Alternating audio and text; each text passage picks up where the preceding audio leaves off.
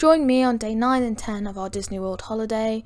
So this is me just talking through the fact I'm wearing the exact same outfit as I did 2 days ago because my sunburn was still really bad. But I still think it's a cute outfit, and baggy t-shirts save the day once again.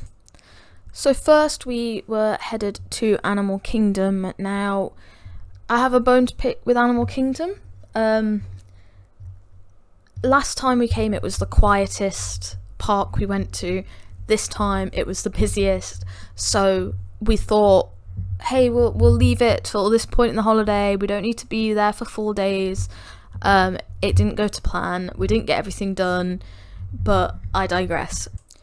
We did get there, and at this point I was extremely excited. Animal Kingdom is one of my favourite parks. It was my favourite park before this holiday, but I just think it's really well themed, and it always feels really calm, even when it's busy. Like, this was quite a busy day, and it just feels serene. I think it's because of all the nature, and when you walk down this path and you see that tree of life, wow, it really is a feat of art and Imagineering, and I do think that Animal Kingdom is great. I just think they need to put more into it. I think it's lacking love that some of the other parks are getting. I do agree that maybe Moana would have been better in Animal Kingdom. I just think it needs a bit more putting into it. That is my one criticism. So first we headed into Africa, and we wanted to rope drop Kilimanjaro safaris, as the wait times had been so long the whole time we'd been there, and it was still an hour wait now. We did, however, get on, and we were on our way soon enough.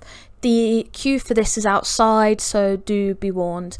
This particular safari wasn't too great. We didn't see tons. We did still see animals. I haven't been on one yet where you haven't, so don't worry about that. But they weren't particularly active or getting particularly close.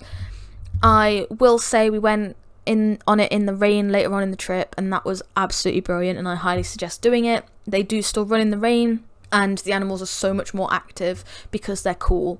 So definitely worth a go in the rain. There's lots of different animals. I am not going to go through them all because we'll be here forever, but it includes giraffes, elephants, zebra, white rhino, alligators, hippos. There's all sorts. Definitely worth going on. It is bumpy, however, so bear that in mind. After the wait we were quite hungry, so we headed to Animal Kingdom's Starbucks location, Creature Comforts. We shared a Mickey Colossal cinnamon bun. As you can see, it is really big. Definitely can be shared between 2, 3 or even 4 people, and it was really lovely. Will was craving them the rest of the trip. After that, we had a bit of a walk around because the wait times were absolutely shocking. And on our adventures, we saw Kevin. Kevin is one of Will's absolute favourite characters. Yeah, don't ask. He's great, and we just love how he kind of squawks at people. I feel that on quite a spiritual level, so you gotta have a shout out for Kevin. But that was quite cool to see him wandering about. He is often wandering about, so do go say hello.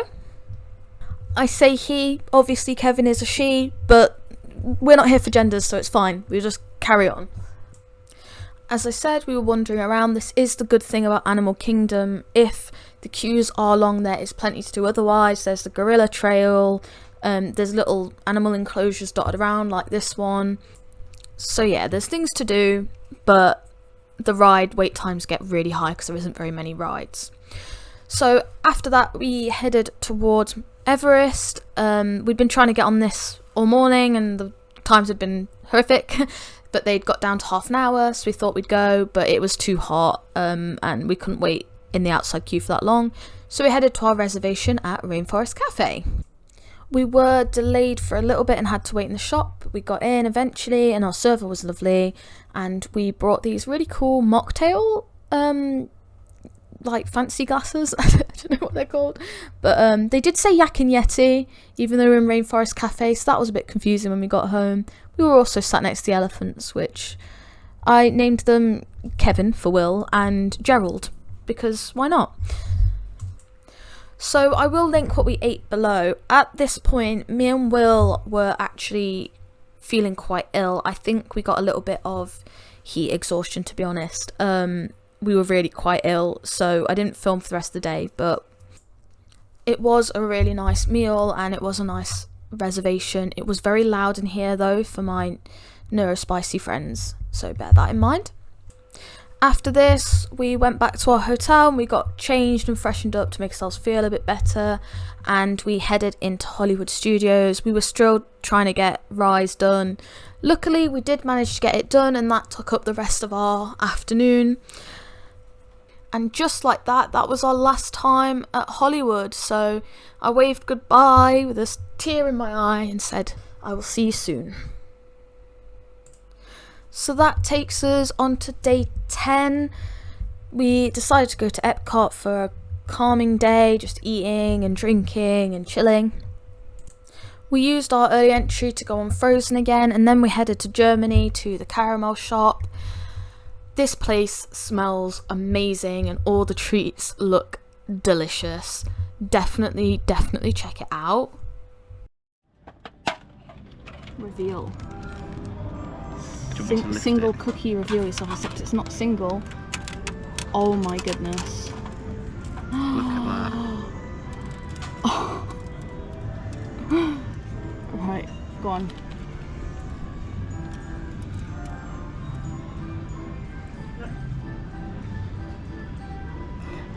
Have you got to any caramel yet? Yeah. A little bit.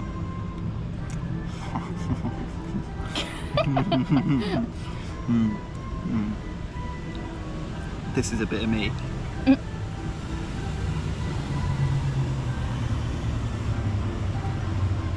Oh yeah.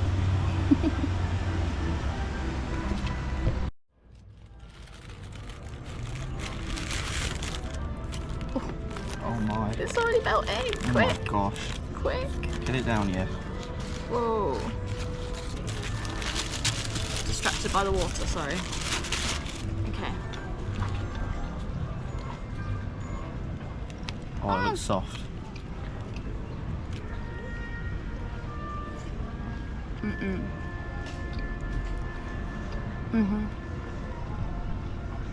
As you can tell, I was lost in the bliss of the cookie.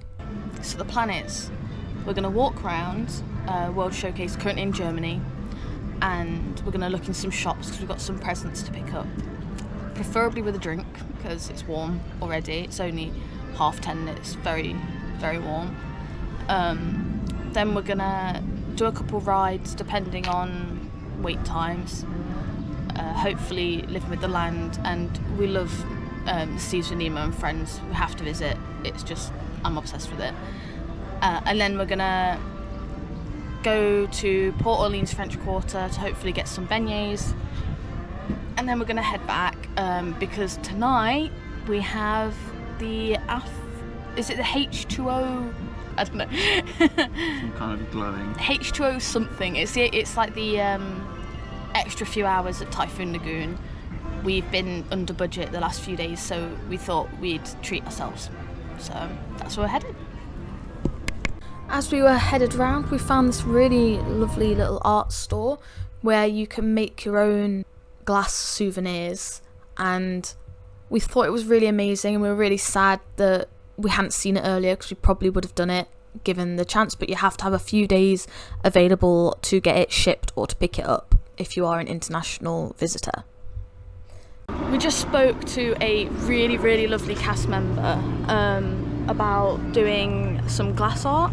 So I haven't actually heard of that before, but it's just by the Germany pavilion, and it's just a little hut, but you can make your own artwork and then with glass, and then they fuse it for you and give it you back.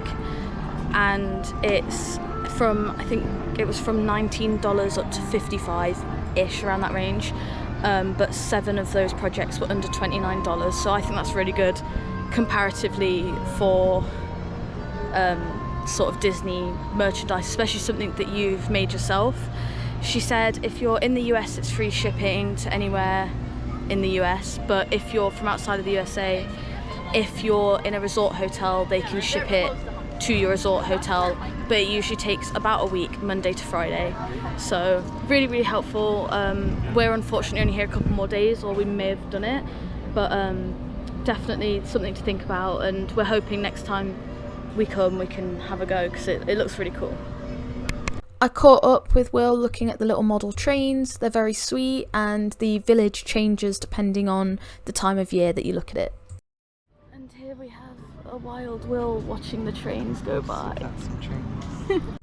There was weirdly something quite peaceful and soothing about looking at the trains and seeing them all go in between all the different tunnels, and I don't know, it was quite a nice little distraction.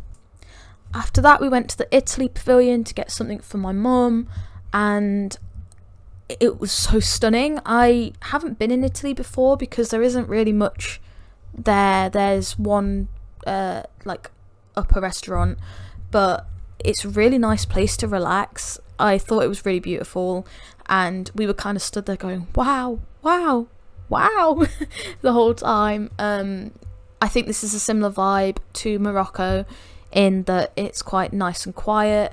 However, Morocco's a bit more shaded, so if you're trying to get out of the sun, I'd suggest going there. Happy birthday, Mom! Speaking of Morocco, we headed back there to get a blood orange mimosa from Sweets and Sips. We weren't massively keen on it, and I spilt pretty much all of it on the table, so that probably didn't help. We think your money can be spent better elsewhere. Then we took the bus to the French Quarter, and I'm in love. I'm in love. This is where I want to stay next. It's my favourite moderate resort that I've seen. I thought it was so beautiful and quiet, and I was really impressed.